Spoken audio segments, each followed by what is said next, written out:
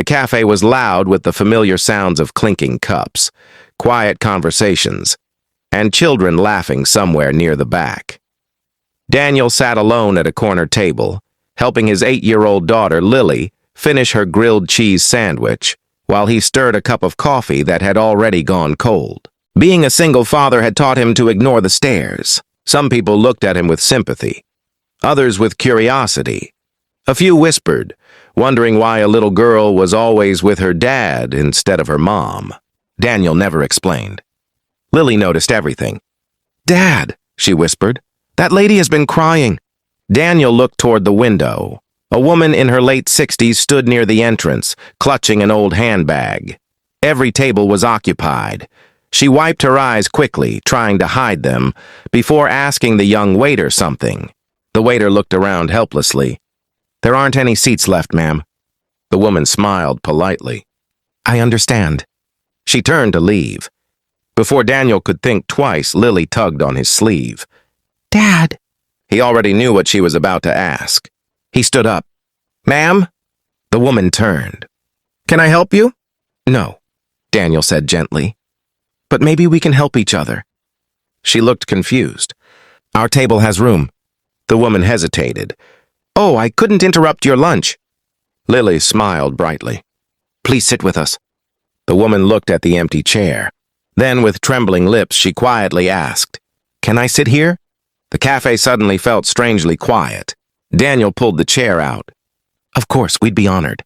She sat carefully, thanking them several times before placing her handbag on her lap. "My name is Margaret." "I'm Daniel." "And I'm Lily." Within minutes, they were talking as though they had known each other for years. Margaret laughed at Lily's endless stories about school, science projects, and the stray kitten she wanted to adopt. Daniel couldn't remember the last time he'd heard someone laugh with such relief. Eventually, he noticed Margaret staring at the family sitting across the cafe. Her smile faded. "Today's my birthday," she admitted softly. Lily's eyes widened. "It is?" Margaret nodded. "My son always brought me here." "What happened?" Margaret looked down. "He passed away 3 years ago." Silence settled over the table. "He used to reserve this exact cafe every birthday. We'd spend hours talking." She swallowed hard. "I kept coming after he died, hoping somehow it would hurt less." Daniel felt something tighten inside his chest. "I almost stayed home today." Lily reached across the table and gently held Margaret's hand. "I'm glad you didn't." Margaret smiled through fresh tears. "So am I." A waitress approached. "Would anyone like dessert?" Daniel glanced at Lily. She already had the look. "The biggest chocolate cake you have." The waitress laughed. "Coming right up." When the cake arrived, Lily whispered something to the waitress. A minute later, the cafe speakers suddenly lowered. The staff walked toward their table carrying a candle. Everyone looked over. "Happy birthday to you." One by one, customers joined in. People who had never met Margaret smiled as they sang. Margaret covered her face, unable to stop crying.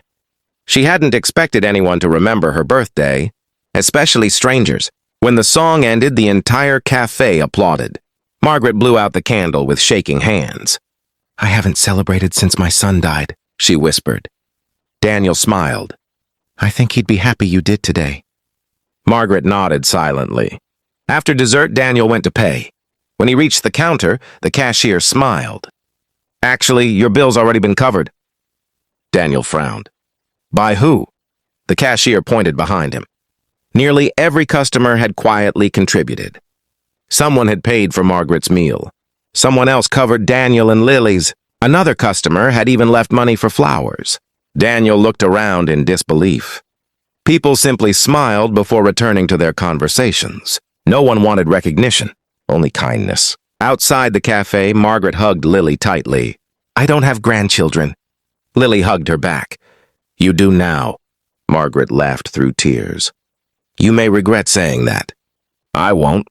Daniel smiled as he watched them. Before leaving, Margaret hesitated. "I know this may sound strange." Daniel waited. "My house has been painfully quiet since my son passed." She looked at Lily. "If you two ever want Sunday dinner, there's always an extra seat." Daniel was speechless. No one had invited them anywhere in years. Being a widowed single father often meant people assumed he wanted privacy. The truth was the opposite. Loneliness had become part of daily life. "We'd love that," he finally answered.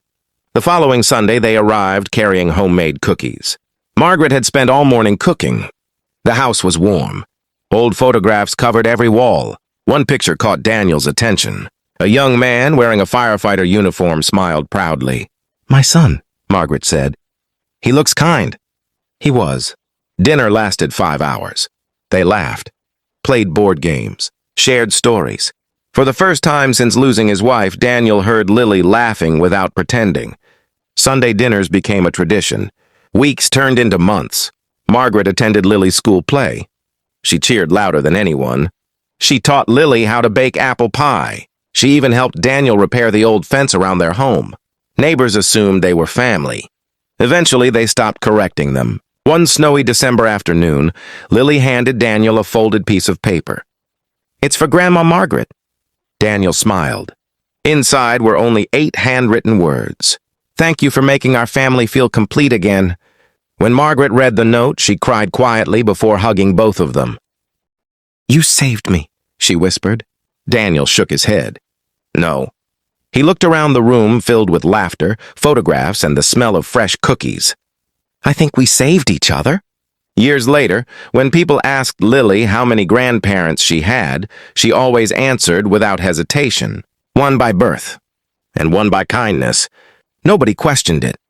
Because family isn't always created by blood. Sometimes it's created by a simple question asked on an ordinary afternoon. "Can I sit here?" And sometimes one small act of kindness doesn't just offer someone a chair. It gives them a home, a family, and a reason to smile again. If this story touched your heart, remember this. The smallest invitation can change someone's entire life. Never underestimate the power of making room for another person, because kindness is often where family begins.